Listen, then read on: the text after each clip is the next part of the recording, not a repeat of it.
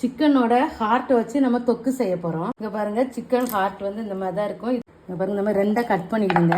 உள்ள இந்த மாதிரி கருப்பு மாதிரி இருக்கும். இந்த கருப்பை மட்டும் நம்ம எடுத்துடலாம். கருப்பெல்லாம் எடுத்துட்டு இப்படி ரெண்டு ரெண்டாக கட் பண்ணி எடுத்துக்கலாம். இனி வந்து நம்ம தொக்கு செய்யலாம். எண்ணெய் 2 ஸ்பூன் ஊற்றிருக்கேன். சோம்பு பட்டை போட்டுக்கிடுங்க. 2 கருவேப்பிலை போட்டுக்கிடுங்க. சின்ன வெங்காயம் பெரிய வெங்காயம் சேர்த்து கட் பண்ணி வச்சுருக்கேன். இதையும் போட்டு வதக்கி விடலாம். 1 ஸ்பூன் இஞ்சி பூண்டு போட்டுக்கிடுங்க. 3 தக்காளி கட் பண்ணி வச்சுருக்கேன். இதையும் சேர்த்துக்கிடுங்க. போட்டு வதக்கிக்கிடலாம்.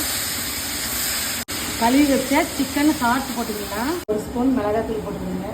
1/2 ஸ்பூன் மஞ்சத்தூள், 1 ஸ்பூன் மல்லித்தூள், 1 ஸ்பூன் சிக்கன் மசாலா போட்டுக்கோங்க.